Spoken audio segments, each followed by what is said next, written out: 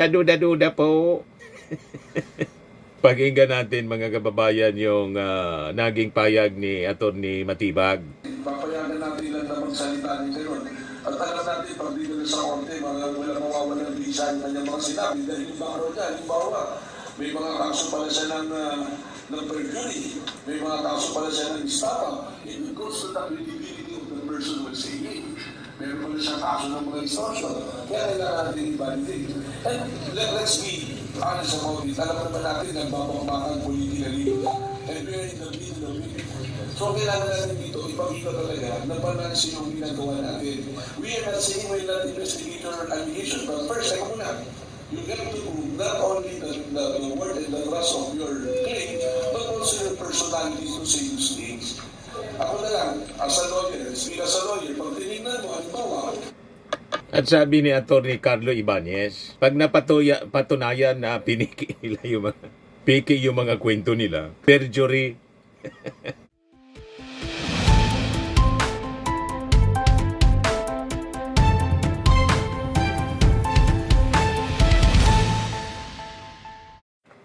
Hello po mga kababayan, si Dante Maravillas. Malamang yung mga 18 Marines mga kababayan, ex-Marines, baka hindi na yun magpakita sa mga susunod na pag-imbestiga. Kasi right now, gumagalaw na po yung NBI. Ito sabi, ng bagong NBI Director na si Director Melvin Matibag na dating PDP laban at tumawag kay Secretary General at tumawag kay Sara Duterte Bratinela. Sabi dito, yung background ng 18 dating mga sundalo, iimbestigahan daw nila. Tapos, gumagalaw na po yung National Bureau of Investigation. At doon ako, baka hindi na magpakita itong 18 ex-Marines. Kasi dito pa lang po sa investigasyon ng NBI, mabubuking na yung pagkatao nila. At saka mga kababayan, yung sinasabing affidavit, kung totoo at malamang makaso sila ng perjury, pati si Mike Defensor at si Balidog, si Libito. Pag napatunayan mga kababayan, gawa nila yung kwento. Ito ngayon, nagsabi ni Atty. Matibag, 18 dating sundalo iimbestigahan ng NBI. Ipinahayag ni NBI Director Atty. Melvin Matibag na kanilang iimbestigahan ang background o pagkatao ng 18 nagpakilala mga dating sundalo. Anya'y titingnan ng kawanihan ang pagkakakilanlan ng mga ito upang matukoy ang kredibilidad ng kanilang mga testimonya. Kaduda-duda po. Pakinggan natin mga kababayan yung naging payag ni Atty. Matibag. papayagan natin ilan na magsalita ni Ganon. At alam natin, pag dito sa korte, wala mawawala ng visa yung kanyang mga sinabi. Dahil yung background niya, halimbawa, may mga kaso pala siya ng perjury, may mga kaso pala siya ng istapa. It goes to the credibility of the person who is saying. Meron pala siyang kaso ng mga extortion. Kaya kailangan natin i-validate. And let's be honest about it. Alam naman natin, nagbabakbakan politically. And we're in the middle of it. So kailangan natin dito, ipakita talaga na balansin yung ginagawa natin. We are not saying we're not investigating our allegation, but first, teka muna, you have to prove not only the word and the thrust of your claim, but also your personality to say those things. Ako na lang, as a lawyer, speak as a lawyer, pag tinignan mo, halimbawa, At sabi ni Atty. Carlo Ibanez, pag patunayan na piniki nila yung mga kwento nila, perjury. Pakinggan natin si Atty. Carlo Ibanez na isang rocker, vlogger. Pwede makulong. Pwedeng makulong. Press conference nga yung 18 Marines. Nag-deliver daw sila ng maleta sa ilang mga mambabatas. Kasama daw dito si Laila de Lima. Pero obvious na nagsisiyongaling sila. Kasi Obvious. noong panahon na sinasabi nilang ibinigay nila ang mga kickback, si de Lima nakakulong pa. Oh. Ito ang matindi. Yung abogado ng mga Marines, si Attorney Baligot, inamin na error daw on his part. You Nabanggit see? lang daw niya ang pangalan ni de Lima, kaya isinama niya. Ako, hindi lang basta clerical error yan. Crime yan. Krimen. Ang mga Marines, pumirma sila sa affidavit nang alam nila na mali ang nakalagay doon. Malinaw na perjury yan. Si Baligod naman, nag-draft ng affidavit. May kaso din yan.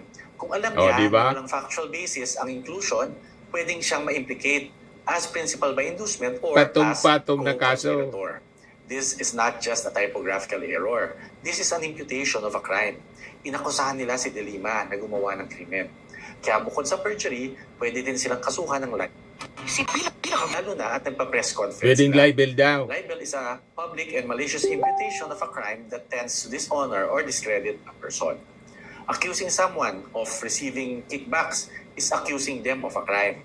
At kung may clear factual inconsistency, tulad ng nakakulungan tao sa panahong sinabing tumanggap ng pera, reckless disregard for truth yan. Another element of libel. Malinaw po. At saka si Trillanes po, cyber libel ang ipafile na kaso laban sa kanila. Kaya patong-patong na kaso. Ang kakarapin nitong 18 mga ex-marines daw. Saka pati si Atty. Baligod, damay pati si Mike Defensor. O di ba, mga kababayan? O ngayon, napag-usapan din yan, mga kababayan, sa press briefing kanina sa Palasyo Malacanang. Pakinggan natin si Jose Castro. Ang nakikita nilang motibo doon sa pagharap ng 18 ex-Marines ay may kinalaman sa destabilization. Ganito rin ba ang nakikita ng palasyo? Sa lahat ng mga ginagawa nila, lalong-lalo na ang paninira na walang basihan, at kung sino ba ang mga taong nasa likod nito, sila rin naman ang mga taong nais na pabagsakin ang gobyernong ito at patalsikin ang Pangulo sa pwesto. At iluklok ang kanilang poon. So malamang sinasabi rin po ito Si ni Sara. Senator Lacson dahil na biktima na po siya ng mga paninira noon at sangkot din sa nasabing usapin ang isang secretary ng Dirty Tricks Department noon na si Mike Defensor. What I mean is DENR secretary pala siya dati. So, sa mga nakikita po natin, hindi lamang po tayo, hindi na po sa atin manggagaling kung paano ba siya nakilala. At nais ko pong i-quote ang sinabi mismo ng dati rin nating kinikilalang public servant na si dating Secretary Winnie Munsod. I-quote ko lang po ang kanyang sinabi. Defensor has a history of either influencing witnesses or training witnesses or making witnesses disappear. Yan po ay mismo nanggaling kay dating Secretary Winnie Munsod na nakakilala kay dating Secretary Defensor. Huwag na kayong magtaka kung bakit si Gutesa po biglang nawala. Yan ang reputasyon ni Mike Defensor. Siya rin yung nag-present kay Gutesa, kay Marcoleta. Ganyan ang racket niyan. Kaya kung nagpapaniwala pa kayo kay Mike Defensor, iwan ko na lang. Ganyan ang reputasyon. At malamang sa malamang, magdi-disappear din itong 18 mga ex-marines na poring-pori ni Sara Duterte kasi nanindigan daw para sa katotohanan. O di ba, mga kababayan? Alam na natin kung sino yung nasa likod nito. Malinaw, balikan natin si Jose Castro. Yun kasi nabanggit nyo kahapon nga pala, idadagdag ko lang. Naihiling tulad nyo si Defensor kay Ador Mawanay. Parang marami yung hindi pa nakakakilala kay Ador Mawanay. Lalo-lalo na yung mga bata. Oo, si Ador Mawanay ay kilalang kilala ni Secretary Lacson. At nabiktima siya ng mga kasinungalingan noon ni alias Ador Mawanay na siya naman din nagsabi na siya ay pinilit lamang na magsalita laban kay Senator Lacson. So, yan ay mga gawa-gawang witnesses para masira ang mga taong nais lamang nilang siraan. So, yan po ang nararanasan natin ngayon. Same pattern. Yung bang Yusek, yung 18 Basag dating si Marines, Mike naniniwala Defensor? ba kayo na naggamit lang sila? Malamang, pero wala po tayong particular na impormasyon patungkol po dyan. Kung ang nung nais nila, hindi po natin batid Pero ang mga nasa likod nito, alam naman natin kung anong gusto nila. At sana, bilang Pilipino, wag na lamang po sila magpagamit. At makakasira po ito para sa ating bansa at para sa maganda sana ang pagsulong ng ating bansa. Wag na po sila magpagamit bilang Pilipino. Isang pasensya na pero ihabol ka na lang. Ang effort ni Pangulo, nation building talaga. Nagsisikap na mailigay sa maayos yung bansa. Pero amid this effort, parang nakaka-distract. Ano ba ang damdamin ni Pangulo? Nagagalit ba siya? Nakita niyo na ba siyang magalit o mabait pa rin siya? Mabait po ang Pangulo. Sabi nga po natin, hindi po sanay ang Pangulo sa mga salitang mapanakit, mga mura, mapagbanta sa buhay.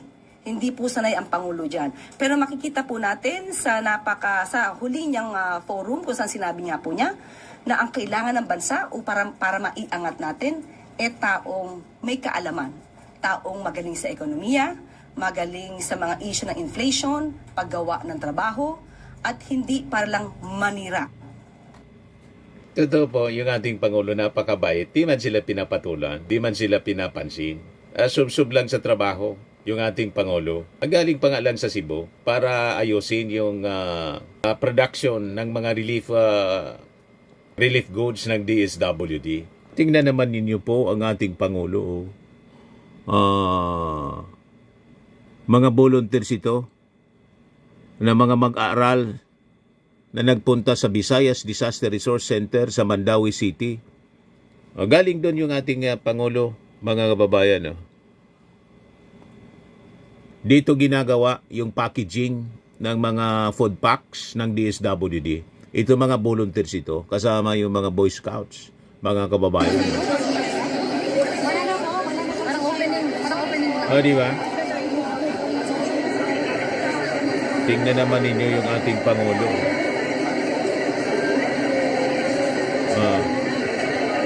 Sige lang ang trabaho.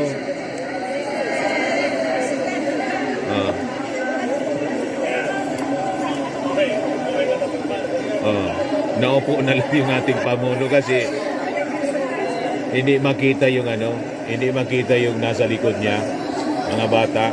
Naupo na lang para sa souvenir picture. Di ba?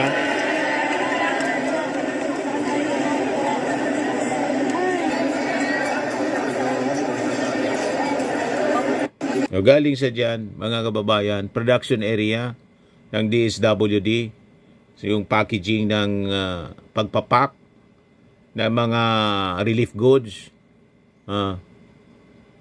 Napaka sipag ng ating Pangulo na walang tigil na sinisiraan. Ito yung picture kanina. Pa-picture siya after na mga volunteers yan lahat. Di ba? Yung kabilang kampo naman po, napakasipag manira. Hindi nagtatrabaho, sige lang ang panira. Balikan natin yung press briefing. So kailangan po natin ang sabay-sabay na pagtutulungan para maiangat natin ang bansa. Dahil kung ang Pangulo lamang po ang siya magtatrabaho at ang iba po na nasa paligid ay walang ginawa kundi manira, makaka-apekto po talaga to. Kaya pagtulong-tulungan po natin na suportahan ng ating Pangulo pati po ang gobyerno. Thank you po, Jose. Sunod po na katanungan, Harleen Delgado, ABS-CBN. Good morning, Yusek. Yusek, Vice President Sara Duterte said in a speech in Davao City, she said this in vernacular, but the OVP provided the translation na simula ro nung nag-resign siya as Deputy Secretary, lalo na nung nag-proclaim siya or nag-declare as tatakbo for the presidency, marami daw ang nag-cancel ng invitation sa kanya to speak dahil hindi daw nila gusto na pag-initan sila ng administrasyon. And also at one point, she said, naisip niya kung anong mangyayari kung tumakbo na lang siya as Mayor of Davao City. Instead, kung hindi niya na tinuloy yung pagtakbo bilang Vice President. Doon sa una muna niyang binanggit, no, na parang siya ba iniiwasan o kinancel ang, tama pa? Kinancel ang invitation. Mismo, ang dating Pangulong Duterte ang nagsabi na may mga pagkakataon na ang Vice Presidente ay sinungaling. Ipapakita ko po ang isang article at binanggit din po ni dating Pangulong Duterte na ang kanyang anak na si Drama VP Sara queen. ay isang drama queen. Nag-iyak-iyak po. Dito, pinasinungalingan niya mismo ang sinabi ng dating Mayor Sara Duterte sa isang issue ito. Sa kabaga. So, kailan pa ba natin paniniwalaan ang mga sinasabi ng Vice Presidente kung mismo ang kanyang ama ay sinasabing siya ay nagsisinungaling? At patungkol sa pagtakbo niya na kung sana ay nanatili na lamang siyang mayor sa Davao City, muli, sumasang-ayon tayo sa kanyang tinuran. Ayan yung drama queen. Oh. May paiyak-iyak. Drama queen.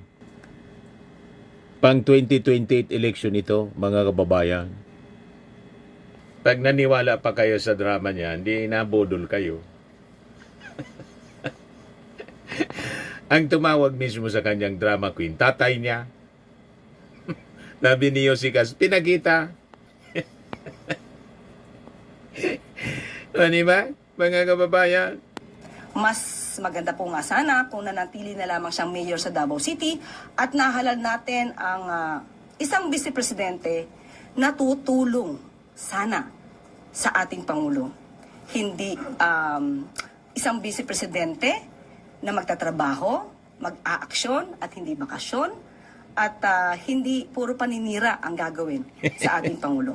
Mas umunlad sana or mas uunlad pa maliban sa ginagawa ng Pangulo ngayon at kapag siya may katuwang para sa pag-unlad ng bansa, mas naging mainam sana.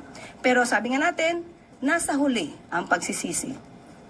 Yusek, follow-up. She said in a statement yesterday that hanga siya sa tapang ng mga alleged former security detail ni Zaldico na naglakas loob magsalita, saying that their testimonies and the information of alleged cooperation between some Philippine officials and ICC investigators should not be sidelined, and that the allegations made by the alleged former soldiers strengthen her claim that the ICC has long been present in the country, even during the time of the supposed kidnapping of her father. And also, she also mentioned, Yusek, yung letter that she wrote to President Marcos Jr.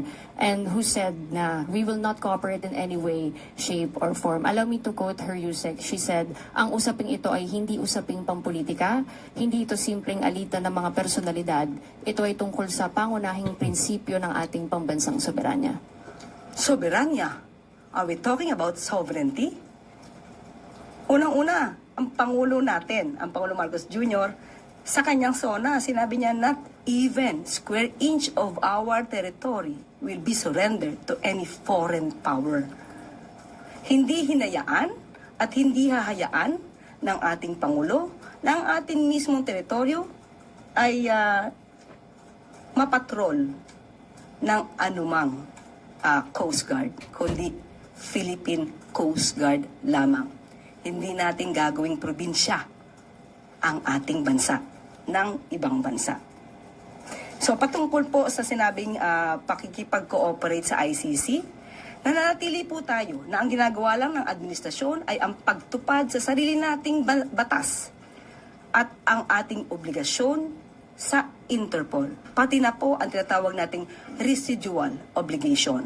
Malamang nakakapagsabi lamang siya nito dahil ang ama niya ang nililitis ngayon sa ICC. At patungkol sa 18 na former Marines, na ang 4 doon ay hindi pala. Doon pa lamang masasabi natin, oops, may nagsisinungaling. So ang ibig ba sabihin to, ay nasa likod din ba ang Vice Presidente sa mga tinuturan nitong 18 na nakasama sa press con na sinundo di umano ni Mike Defensor? Follow-up question, Mads Moradillo, Net 25. Hi ma'am. Ma'am, kanina nabanggit nyo na parang nagsisi yung Pangulo na kinuwang running mate si VP Sara. Kailan siya nagsisi, ma'am? Wala po tayo sinabi nagsisi. Ang sinabi lamang po natin ay malamang tama po yung tinura ni VP Sara na dapat hindi na siya tumakbo na Vice Presidente. At sabi po natin, sana nga, para yung Vice Presidente na halal, ay makakatulong sa Pangulo. Pero wala po tayong sinabi nagsisisi ang Pangulo na kasama at nahalal ang Vice Presidente. Ma'am, nabanggit niyo po na nasa huli yung pagsisisi. Yun po yung normal na kasabihan. Pero never po na sinabi ito ng Pangulo. Thank you po. Another follow-up po, Christian Bascones, PRTV. Ma'am, sinabi ni Pangulong Marcos na ang dapat before si VP Sara as secretary, marunong ba sa ekonomiya itong si VP Sara? Kayo na po magtanong mismo kay Vice Presidente. Hindi po natin masasabi kung hanggang saan ang kanyang kaalaman. Hindi po siya pinag-resign at meron po tayong babasahing announcement. Itinalaga ni Pangulong Ferdinand R. Marcos Jr. bilang Acting Secretary ng Department of Environment and Natural Resources si Undersecretary Juan Miguel Cuna. Si Secretary Rafael Lotilla naman ay itinatalaga ng Pangulo bilang Ambassador ng Pilipinas to the Holy See. Bago maitala bilang Acting Secretary ng DENR, nagsimulang manilbihan si Cuna sa departamento mula 2008 environment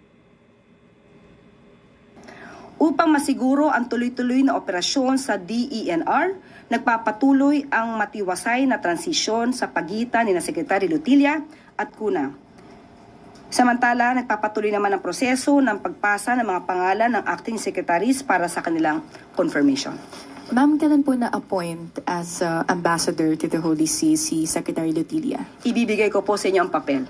Mamaya-maya lamang po. Opo, but he did not resign. Hindi po siya nag-resign. At hindi po siya pinag-resign. Opo. And Yusek, on to my other question. The defense justified the term neutralized to mean that FERRD did not have a hand in the killings and that it means to arrest through legal means. Isa pa pong argumento ng defense ay hyperbole lang ang lahat ng pronouncements ni former President Duterte and shouldn't mean that he was ordering the killing. Any statement or comment from the palace po? Okay. Tingin ko dapat prosecution ang sumasagot niyan. But I just came to realize why Attorney Kaufman used the word neutralize Duterte and his legacy. Sa ating pananaw, ginamit niya ang word na neutralize para hindi masabi na yung word neutralize sa Filipino term natin ay to kill. So ginamit niya to para in general magagamit siya in some other way. Pero sa Pilipinas, pag sinabi mong neutralize and ang gumamit nito ay ang law enforcement agencies, military. When you say neutralize, it's a euphemism for killing. Pati yung word na tukhang.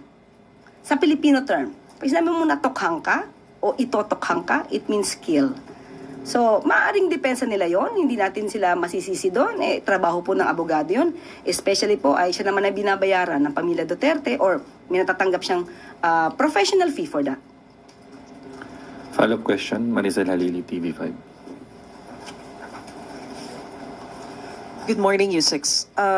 Ma'am, on Lotilla, may we know the reason why there was a change in the leadership in the DENR?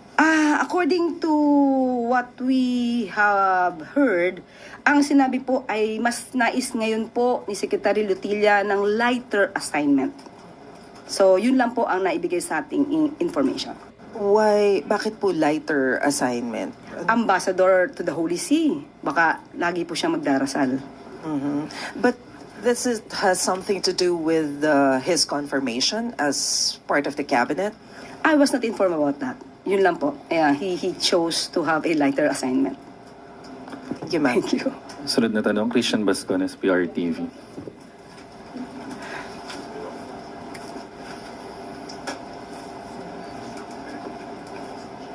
Yusek, reaction po ng Malacanang doon sa statement ng former President Rodrigo Duterte's defense team claiming that drug-related killings were not unique to this administration and even allegedly increased during the first 2 years of President Ferdinand Marcos Jr.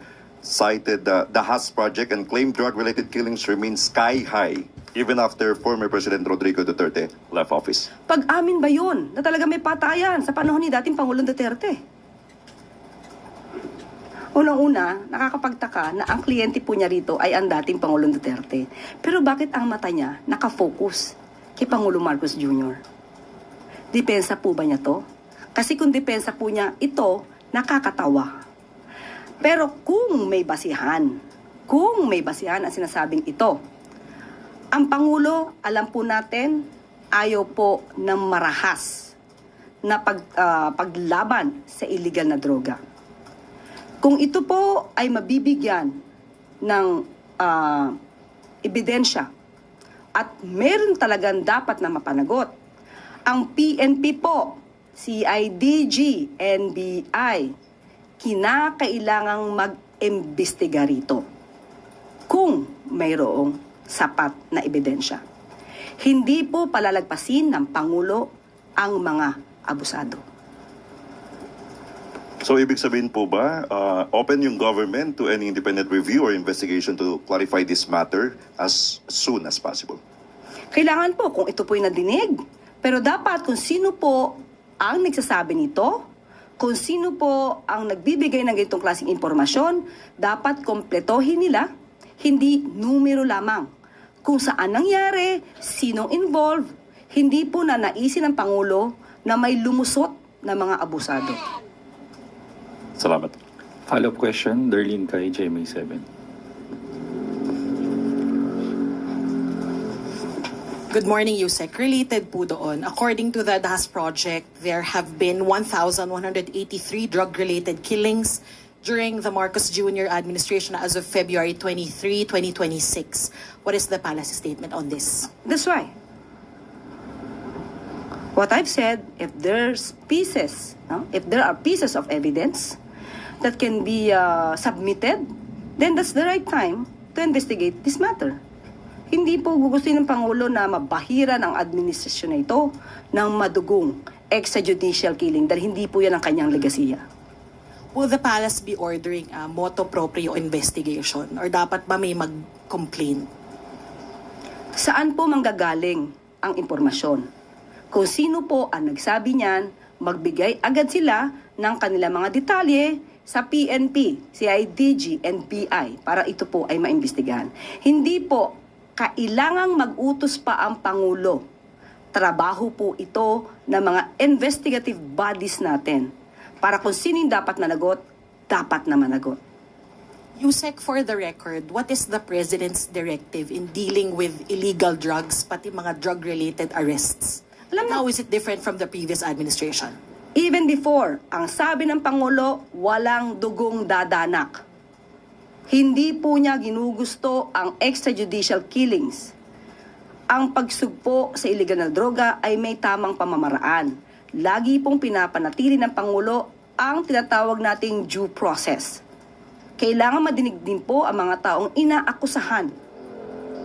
Hindi po kinakailangang ipapatay agad nang hindi sila nadidinig. Hindi po yan at wala po sa konstitusyon natin ang salitang death penalty. Hindi po ito pinapatupad sa bansa natin. Sunod na tanong, Maricel Halili, TV5. Yusek, follow-up.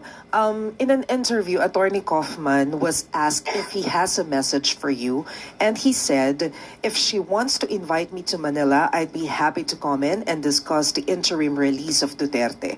What's your response? First of all, I'm not inviting him. If ever, everybody is welcome to see the beauty of our country. Welcome man, lahat ng turista, pati pamilya, kasama yan. And if he will be coming to the Philippines, I am more than happy to treat him. Buy him balut, bagoong, kwek-kwek, ayudi, adidas.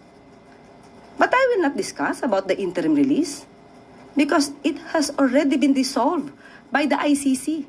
So pag-uusapan lang namin ang ganda ng Palawan, El Nido, Manila Zoo, lahat po yan. Yun lang po.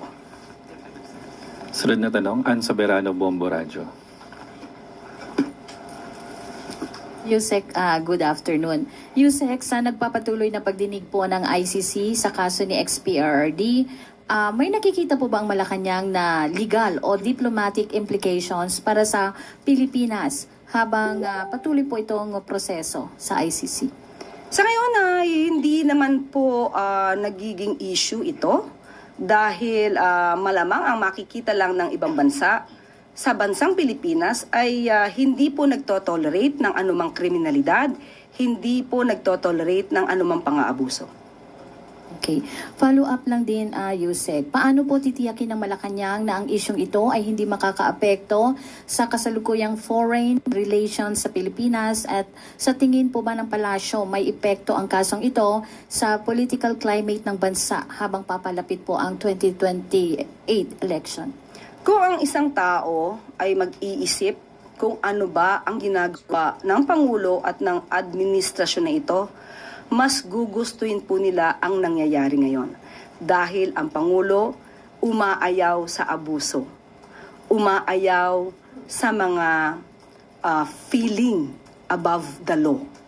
So, doon lamang po siguro hindi po magkakaroon ng anumang issue ito sa atin na administrasyon dahil tumutupad lamang po ang Pangulo sa batas.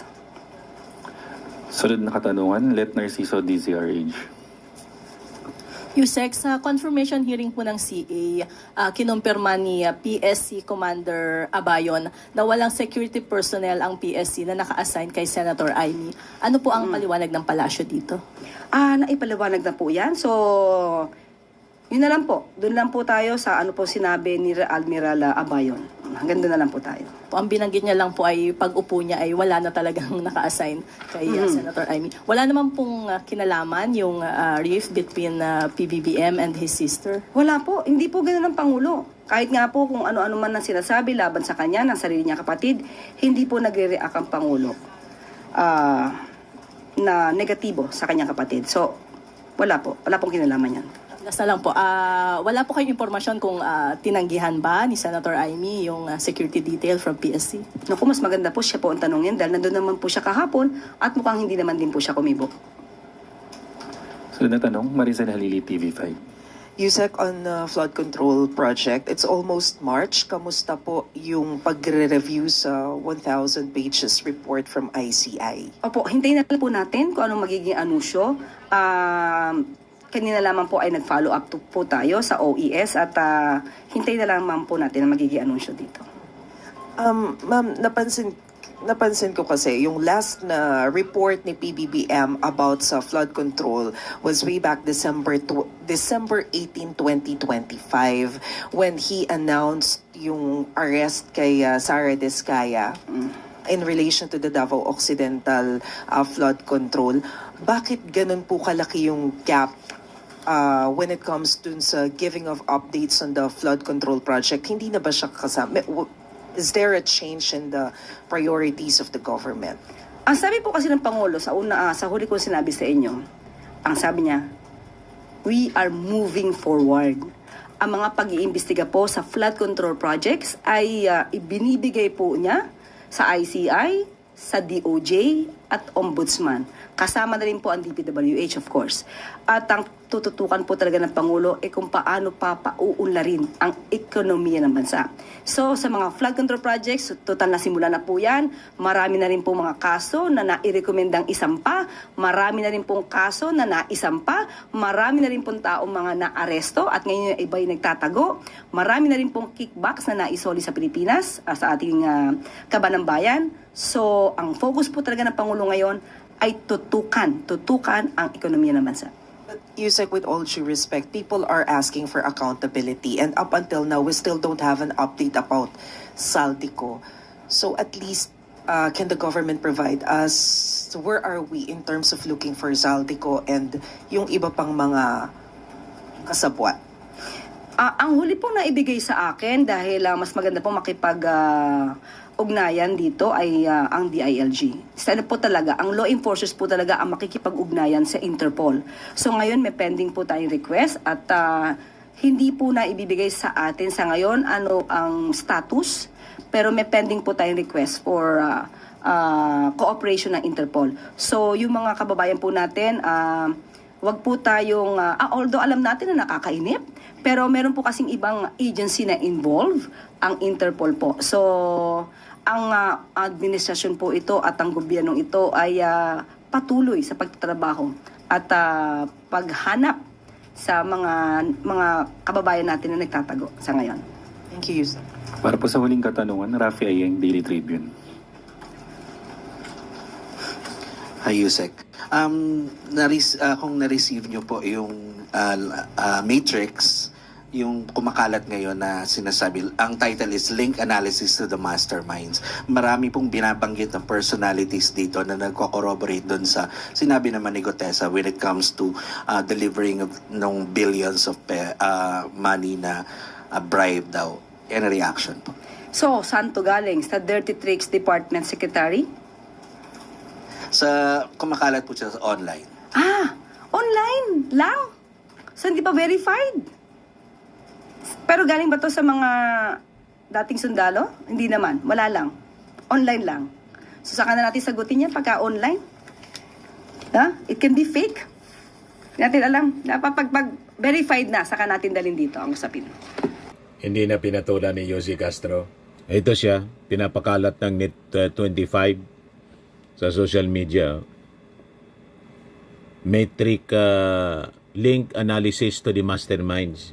Tinuturi yung ating Pangulo. Tapos asa na si Martin Romualdez dito. Ito. Pati si Sandro nandito. Puro pamimiki po ang alam nila. Ay, nago. Anyway, imbestigan na yan ng iimbestigahan sila ng NBI. Malamang makaso sila. Patong-patong na kaso karapin nila mga kababayan. Buti nga. Sa mga naghanap ng malinis and spacious fitness gym, pumunta lang po kayo sa aming Colossal Fitness Gym. We also offer Grab Car Rental with our brand new 2023 model ng Toyota Innova. We also accept booking for those who are planning to travel via PAL, Cebu Pacific, and other airline companies, local and international, and bills payment for Meralco Bills, PLDT, Aleco Bills, etc. Ang Colossal Fitness Gym is located at 3rd floor Security Bank Building, Landco Business Park, Legazpi City, Albay. For inquiries, look for Chilon Maravillas. Contact number 0966-802-0949. Yan yung aming Innova. Lagi na pong matao sa amin. Pati mga foreigners po, tingnan ninyo. Mga British tourists sila.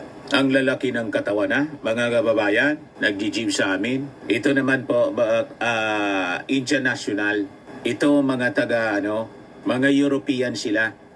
Ito naman yung bago naming product na binibenta online, iGlow Serum. Whitening po siya galing sa South Korea. Tingnan ninyo yung epekto sa aking anak na architect entrepreneur, Riz Maravillas. For inquiries, look for Riz Maravillas on FB. Ito naman po, Fairmax Firming and Lifting Cream, pinapahid po sa mga pulses and other affected area. Mainam po sa mga pains at paninigas na mga kaso-kasuan. Ito po, Automax Radiant Serum. Sa mukha naman yung application. Anti-aging po siya. You will look 10 years younger than your age. Ito naman po yung bagong product naming binibenta online. I am worldwide pure organic, amazing pure organic barley from Australia. Mainam po ito sa mga cancer patients. Tingnan ninyo itong pasyente, mga kababayan. Siya si Yudi Tan, sabi niya, isang ovarian cancer survivor, sabi niya, barley did not just save my life, it gave me a new life. In 2019, Julie faced the fight of her life through surgery and harsh chemotherapy. I am worldwide amazing pure organic barley became her source of strength. It boosted her immune system when she needed it most. It gave her the energy to keep going. 100% organic po siya, immune system booster, trusted by survivors. For inquiries, dumiretso na lang kayo sa aking anak na architect entrepreneur, Riz Maravillas. Sa mahilig naman po sa mga imported bags and wallets, dumiretso na lang kayo kay Ma'am Eileen Rosales. Eileen Closet po, nakabase siya sa Amerika. Yan yung kanyang online selling.